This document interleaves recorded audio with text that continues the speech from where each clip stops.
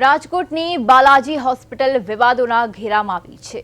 હોસ્પિટલમાં સારવાર માટે દાખલ કરવામાં આવેલી એક મહિલાનું ઓપરેશન કરવામાં આવ્યું। મહિલાના ગર્ભાશયની કોથળીનું ઓપરેશન હતું અને ઓપરેશન કરનાર હોસ્પિટલના ડોક્ટર કવિતા લાધાણી દ્વારા પરિવારજનોને કહેવામાં આવ્યું કે ઓપરેશન સફળ રહ્યું, પરંતુ ઓપરેશનના બીજા દિવસે મહિલાની તબિયત વધુ લથડવા લાગી, જેને લઈને પરિવારજનો ચિંતામાં મુકાઈ ગયા। હોસ્પિટલના સ્ટાફને આ અંગે ધ્યાન દોરવામાં આવ્યું છતાં હોસ્પિટલના સ્ટાફ દ્વારા યોગ્ય ધ્યાન આપવામાં ન આવ્યું હોવાનો પરિવારજનોનો આક્ષેપ છે। થોડા કલાકો બાદ જ્યારે ઓપરેશન કરનાર ડોક્ટર વિઝિટમાં આવ્યા અને તેમણે દર્દીની સ્થિતિ જોઈને સ્ટાફે જાણ કેમ કરી તે બાબતે ઉધડો લીધો, જે બાદ તાત્કાલિક એમડી ડોક્ટરને બોલાવવામાં આવ્યા અને મહિલા દર્દીના હૃદયમાં ગઠ્ઠાઓ જામી ગયાનું કહીને એક ઇન્જેક્શન આપવામાં આવ્યું, જે બાદ પણ સ્થિતિ ન સુધરતા મહિલા દર્દીને બીજી હોસ્પિટલમાં લઈ જવામાં આવી। બીજી હોસ્પિટલમાં મહિલા દર્દીની હાલત ખૂબ જ નાજુક હતી। બીજી હોસ્પિટલમાં પણ એક ઓપરેશન કરવામાં આવ્યું। આમ છતાં સ્થિતિ ન સુધરી અને થોડા કલાકો બાદ મહિલાનું મૃત્યુ થયું। આ ઘટના બાદ મહિલાના પરિવારજનોએ બાલાજી હોસ્પિટલના સ્ટાફ સામે ગંભીર આરોપ લગાવ્યા છે અને આ મામલે પોલીસ મથકે ફરિયાદ કરી છે। પોલીસ દ્વારા આ અંગે તપાસ હાથ ધરવામાં આવી। સિવિલ હોસ્પિટલના સુપરિન્ટેન્ડન્ટ આ તપાસનો રિપોર્ટ સોંપવામાં આવશે, જે બાદ કાર્યવાહી કરવામાં આવશે।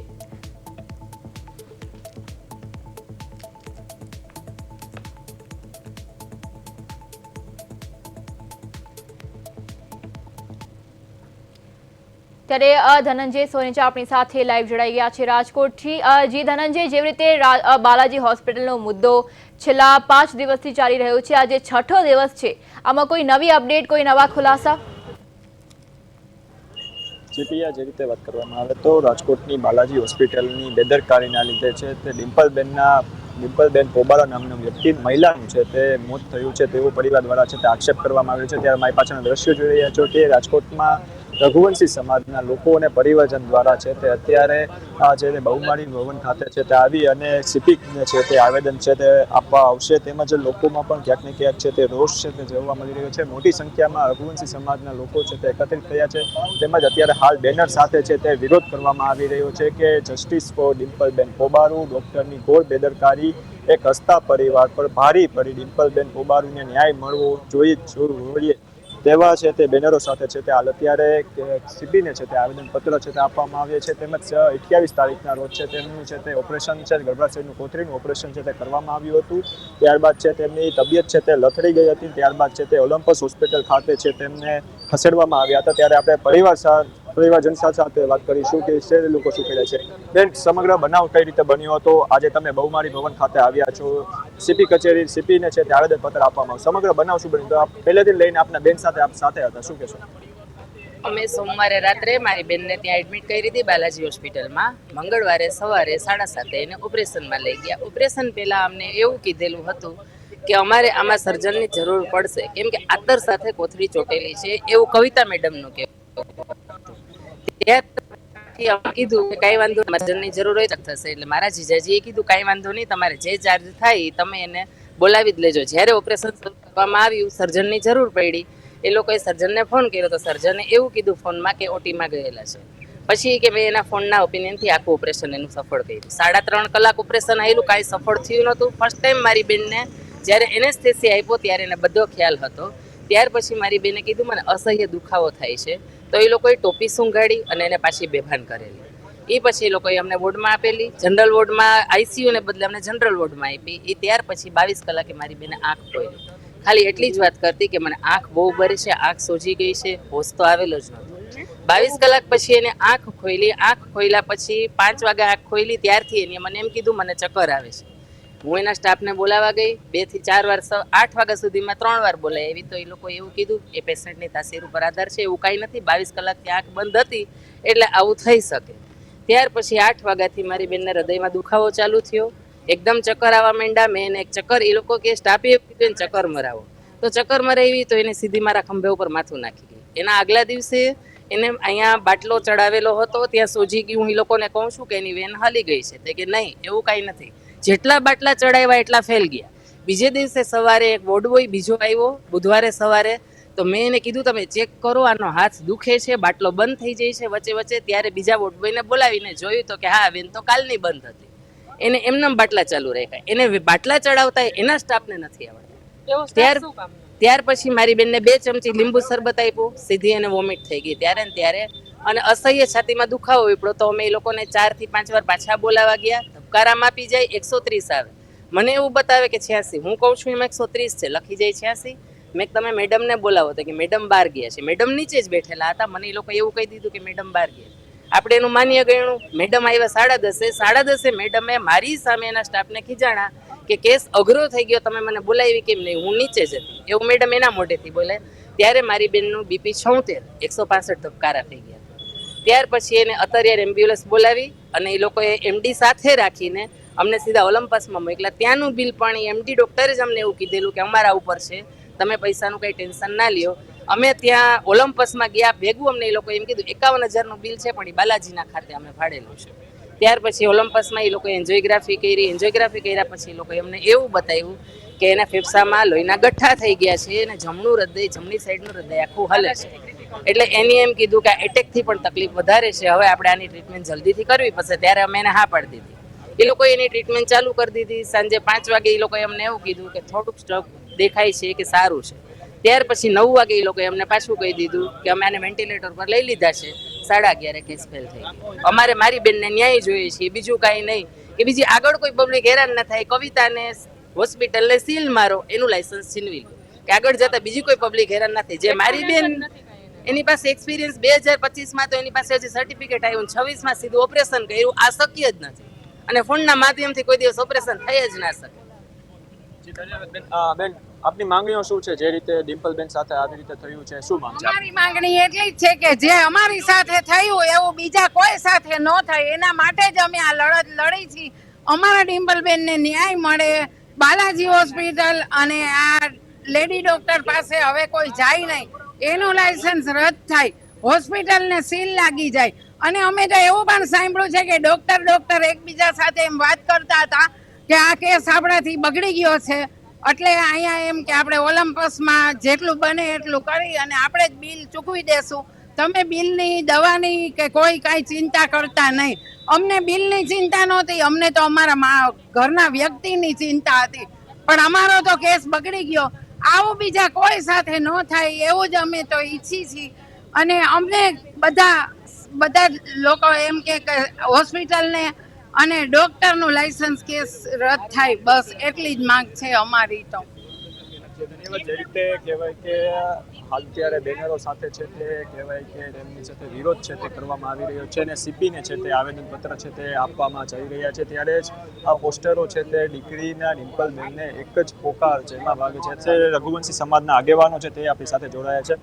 કેવી લડત રહેશે હવે? કારણ કે જે રીતે આજે મોટી સંખ્યામાં સમાજ એકત્રિત થયો છે, શું કહેશો?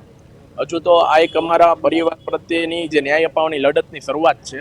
આગામી દિવસોમાં જો સરકાર અને પોલીસ પ્રશાસન અમારા પરિવાર પ્રત્યે લાગણી ભાવના દેખાડીને જો વહેલીમાં તકે એને ન્યાય નહીં અપાવે, આગળ જતા અમે ઉગ્ર આંદોલન પણ કરીશું. ખાસ તો આજે આવેદનપત્રો છે તે આપવાના છો તમે. મુખ્ય માંગણીઓ શું શું હશે? જે રીતે બાલાજી હોસ્પિટલની જે ડોક્ટરની બેદરકારીથી રઘુવંશી સમાજના એક મહિલાનું મોત થયું છે, આજે શું મુખ્ય માંગણીઓ હશે સીપી કચેરી પાસે? અમારી મુખ્ય માંગણી એ છે કે જો આ બાલાજી હોસ્પિટલ મલ્ટી સ્પેશિયાલિટી હોવાનો દાવો કરતા હોય તો ત્યાં એને હ્યુમન રિસોર્સર્સ, મેડિકલ ઇક્વિપમેન્ટ એટલા પ્રમાણમાં હાજર છે કે જે કરીને કોઈ અન્ય સર્જનને કે અન્ય હોસ્પિટલમાં જો ટ્રાન્સફર કરવાની સ્થિતિ ઊભી થતી હોય તો એ મલ્ટી સ્પેશિયાલિટી હોસ્પિટલ નથી, તો તાત્કાલિક ધોરણે એનું લાયસન્સ રદ કરવામાં આવે. અને અમારો જે FSL રિપોર્ટ છે કે જેના હિસાબે અમને કોઝ ઓફ ડેથ પેન્ડિંગ દેખાડવામાં આવે છે, તો વહેલીમાં તકે અમને FSL રિપોર્ટ પ્રોવાઈડ કરવામાં આવે, જેથી કરીને અમારી FIR તાત્કાલિક ધોરણે નોંધાય. ધન્યવાદ. આપણે તેમના પુત્ર છે ડિમ્પલબેન પોબારો, તેમની સાથે વાત કરીશું. શું આપની માંગ છે હવે અને શું કહેશો? અમારી માંગ એટલી જ છે કે ભાઈ મારા મમ્મીને ન્યાય મળવો જોઈએ, હોસ્પિટલનું લાયસન્સ પણ રદ થવું જોઈએ અને ડૉક્ટર કવિતા લાધાણી ઉપર કડકમાં કડક કાર્યવાહી થવી જોઈએ. ખાસ તો જે રીતે તમે આક્ષેપ કરી રહ્યા છો, હાલ અત્યારે સીપી કચેરી હવે આવેદનપત્ર અત્યારે દેવા જઈ રહ્યા છો, તમે સિવિલ અધિક્ષકને પણ છે તે આવેદનપત્ર આપવામાં આવ્યું છે, સિવિલમાંથી શું કહેવામાં આવ્યું આપને? સિવિલ ત્યાંથી એવું કહેવામાં આવ્યું કે ભાઈ અમારી પાસે પોલીસ દ્વારા બધા કાગળિયા આવશે, CCTV બધું આવશે, ત્યારબાદ અમે અમારી પ્રોસેસ ચાલુ કરીશું. હવે કઈ રીતે જે રીતે અનેક સવાલો છે તે હાલ કે બાલાજી હોસ્પિટલ ઉપર થઈ રહ્યા છે, હજારોની સંખ્યામાં બાલાજી હોસ્પિટલમાં અત્યારે લોકો સારવાર લઈ રહ્યા છે, તમે તેમને શું સંદેશો આપશો? અમે સંદેશો એટલો જ આપશું કે ભાઈ તમે પહેલા બધી ચકાસણી કરીને જાજો અને થાય ત્યાં સુધી બાલાજી હોસ્પિટલમાં જવાનું ટાળજો. ધન્યવાદ. તો જે રીતે મેડિકલ માફિયા શાહી બંધ કરો તેના છે તે બેનરો છે તે આજની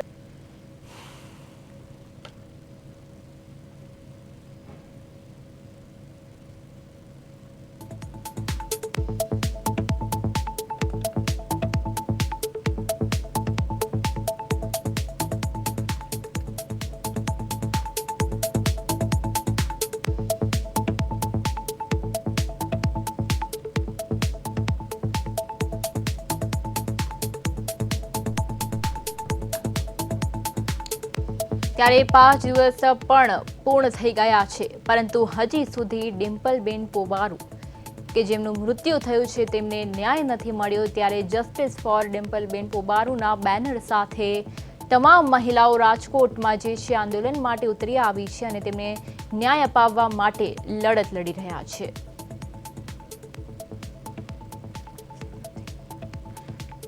રાજકોટની બાલાજી હોસ્પિટલ વિવાદોના ઘેરામાં આવી છે. હોસ્પિટલમાં સારવાર માટે દાખલ કરવામાં આવેલી એક મહિલાનું ઓપરેશન કરવામાં આવ્યું. મહિલાના ગર્ભાશયની કોથળીનું ઓપરેશન હતું અને ઓપરેશન કરનાર હોસ્પિટલના ડોક્ટર કવિતા લાધાણી દ્વારા પરિવારજનોને કહેવામાં આવ્યું કે ઓપરેશન સફળ રહ્યું છે, પરંતુ ઓપરેશનના બીજા દિવસે મહિલાની તબિયત વધુ લથડવા લાગી, જેને લઈને પરિવારજનો ચિંતામાં મુકાઈ ગયા. હોસ્પિટલના સ્ટાફને આ અંગે ધ્યાન દોરવામાં આવ્યું, છતાં હોસ્પિટલના સ્ટાફ દ્વારા યોગ્ય ધ્યાન આપવામાં ન આવ્યું હોવાનો પરિવારજનોનો આક્ષેપ છે. થોડા કલાકો બાદ જ્યારે ઓપરેશન કરનાર ડોક્ટર વિઝિટમાં આવ્યા અને તેમણે દર્દીની સ્થિતિ જોઈને સ્ટાફે જાણે કેમ કરી તે બાબતે ઉધડો લીધો, જે બાદ તાત્કાલિક એમડી ડોક્ટરને બોલાવવામાં આવ્યા અને મહિલા દર્દીને હૃદયમાં ગઠ્ઠાઓ જામી ગયાનું કહીને એક ઇન્જેક્શન આપવામાં આવ્યું, જે બાદ પણ સ્થિતિ ન સુધરતા મહિલા દર્દીને બીજી હોસ્પિટલમાં લઈ જવામાં આવી. બીજી હોસ્પિટલમાં મહિલા દર્દીની હાલત ખૂબ જ નાજુક હતી. બીજી હોસ્પિટલમાં પણ એક ઓપરેશન કરવામાં આવ્યું, આમ છતાં સ્થિતિ ન સુધરી અને થોડા કલાકો બાદ મહિલાનું મૃત્યુ થયું. આ ઘટના બાદ મહિલા પરિવારજનોએ બાલાજી હોસ્પિટલના સ્ટાફ સામે ગંભીર આરોપ લગાવ્યા અને આ મામલે પોલીસ મથકે ફરિયાદ કરી છે. પોલીસ દ્વારા આ અંગે તપાસ હાથ ધરવામાં આવી છે.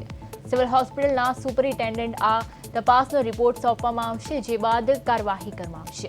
મહિલાના પરિવારજનોએ આ મામલે બાલાજી હોસ્પિટલના બેદરકાર ડોક્ટર અને સ્ટાફ સામે કડક કાર્યવાહી કરવાની માંગ કરી છે. આ ઘટના બાદ રઘુવંશી સમાજમાં ભારે રોષ જોવા મળી રહ્યો છે. તબીબી બેદરકારીના આક્ષેપો વચ્ચે પોલીસે હોસ્પિટલના સીસીટીવી ફૂટેજ કબજે કરીને ઓપરેશન સાથે સંકળાયેલા તમામ તબીબોના નિવેદન નોંધવાની કાર્યવાહી શરૂ કરી છે. બીજી તરફ મામલાની ગંભીરતા ધ્યાનમાં રાખીને સિવિલ હોસ્પિટલ દ્વારા તબીબી બેદરકારી થઈ હતી કે નહીં તેની તપાસ માટે વિશેષ કમિટીની રચના કરવાની પ્રક્રિયા હાથ ધરવામાં આવી છે. ઘટનાના વિરોધમાં રઘુવંશી સમાજ ન્યાયની માંગ સાથે આવતીકાલે પોલીસ કમિશનરને આવેદનપત્ર આપશે. હવે તપાસમાં શું સામે આવે છે અને તબીબી બેદરકારી થઈ હતી કે નહીં તે તપાસ અહેવાલ બાદ સ્પષ્ટ થશે.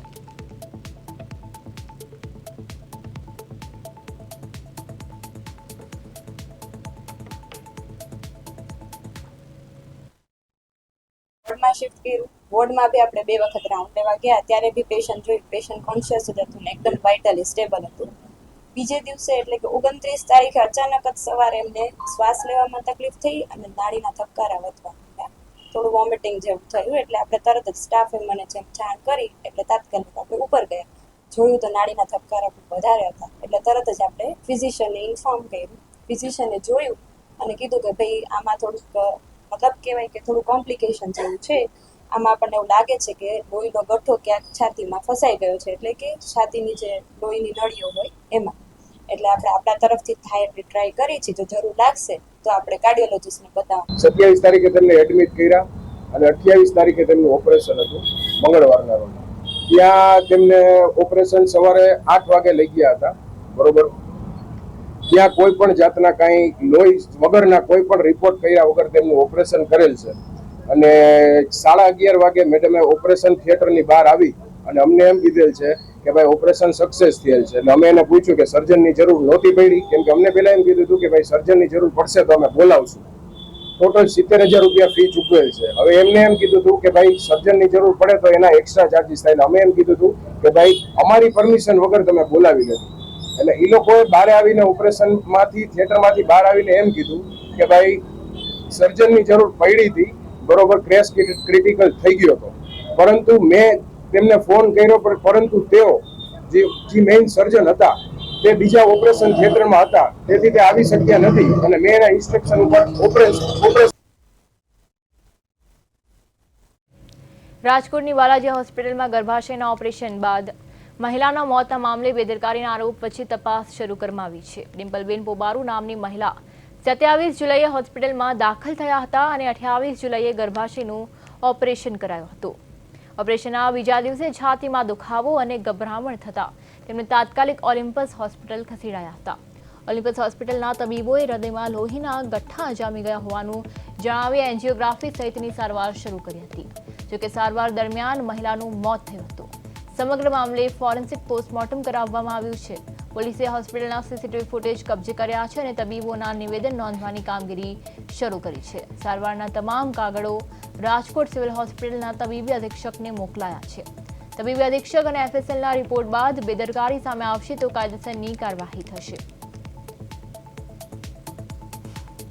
ત્યારે તબીબી રિપોર્ટ બાદ કાર્યવાહીનો નિર્ણય કરવામાં આવ્યો છે. જેવી રીતે મહિલાનો મોતનો મામલો જે છેલ્લા 5 દિવસથી ચાલી રહ્યો છે, ત્યારે ગંભીર બેદરકારી જે બાલાજી હોસ્પિટલે કરી છે, ત્યારે પોલીસે હવે સીસીટીવી ફૂટેજ પણ કબજે કર્યા છે. આપ સ્ક્રીન પર જે દ્રશ્યો જોઈ શકો છો એ ડોક્ટર કવિતા લાધાણીના દ્રશ્યો છે કે જેમના દ્વારા આ એક નિવેદન આપવામાં આવ્યું છે. ત્યારે હવે ન્યાયની માંગ જેવી રીતે પરિવારે કરી છે, ત્યારે તબીબી બેદરકારીની શક્યતા અંગે તપાસ કરવામાં આવી છે. પોલીસ દ્વારા સીસીટીવી ફૂટેજ કબજે કરવામાં આવ્યા છે અને તમામ જરૂરી કાર્યવાહી જે છે તે કરવામાં આવી રહી છે, જેથી કરીને પરિવારને ન્યાય મળી શકે. મૃતક મહિલાનું ફોરેન્સિક પોસ્ટમોર્ટમ પણ કરવામાં આવ્યું છે. આ વાત છે 28 જુલાઈની કે જ્યારે મહિલાનું ઓપરેશન કરવામાં આવ્યું હતું અને ત્યારબાદ 29 તેમનું જે છે તેમનું મૃત્યુ થયું હતું. વિસ્તારમાં બાલાજી હોસ્પિટલમાં ડિમ્પલબેન પોબારુ નામના એક બેન એડમિટ થયેલા, જેમને કોઈ તકલીફના કારણે એડમિટ 27 જુલાઈના રોજ એડમિટ થયેલ અને તેમને દાખલ રહેલ 29 તારીખ સુધી. પછી એમને કંઈ લોહીનો કે ગભરામણ જેવું થતું તેમને બીજા ઓલિમ્પસ હોસ્પિટલમાં ટ્રાન્સફર કરવામાં આવેલા અને ત્યાં ડૉક્ટરોએ સારવાર કરેલી. તેમને એન્જિયોગ્રાફી, કાર્ડિયોલોજી વગેરે બ્લડ બધું ચેક કરવામાં આવેલું અને એ સારવાર દરમિયાન ડિમ્પલબેન મરણ ગયેલ છે. અને આ બાબતે જે મરણ ગયેલ બેનનો ફોરેન્સિક પીએમ કરાવવામાં આવેલ છે. તેમના વિશેરા લઈ એફએસએલમાં એનાલિસિસ માટે મોકલવામાં આવેલ છે. તેમજ જે સારવાર લીધેલી સારવારના ટોટલી કાગળો ડૉક્ટરશ્રી પાસેથી મેળવી અને તબીબી અધિક્ષક સિવિલ હોસ્પિટલ રાજકોટ ખાતે મોકલી આપવામાં આવેલ છે.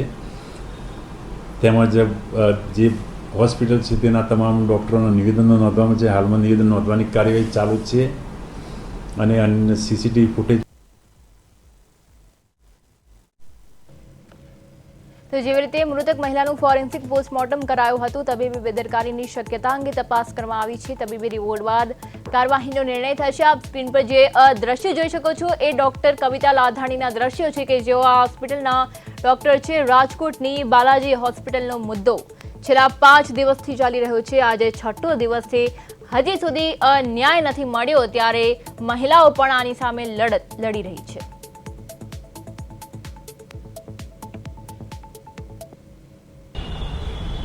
રાજકોટમાં જે બાલાજી હોસ્પિટલની બેદરકારીના લીધે છે, કહેવાય કે ડિમ્પલબેન પોબારુનું છે તે મોત થયું છે, ત્યારે તેને લઈને છે તે કહેવાય કે પરિવારજન દ્વારા છે તે પીડીઓ સિવિલ હોસ્પિટલના અધિક્ષક મુનાલી માકડિયાને છે તે આવેદનપત્ર છે તે પાઠવવામાં આવ્યું છે. ત્યારે આપણી સાથે પરિવારજન છે તેમની સાથે વાત કરીશું.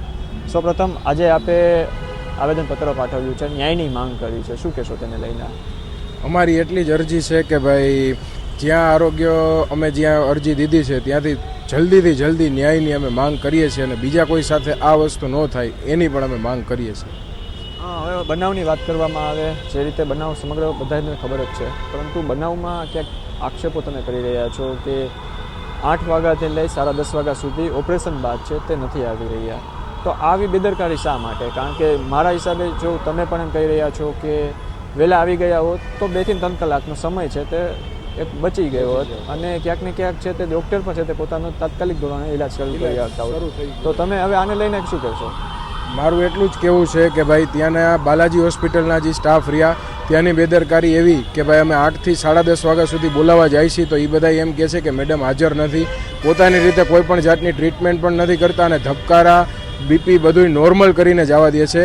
કાયદેસર હતું, વધારે આવતું હતું તો પણ એ લોકો નોર્મલ કરીને જવા દે છે. જો એ લોકો તેમના ડૉક્ટરને 8 વાગ્યાના ટાઈમે અમે પહેલી વાર જ્યારે બોલાવ્યા ત્યારે બોલાવી લીધા હોત તો મારા મધર બચી જાત.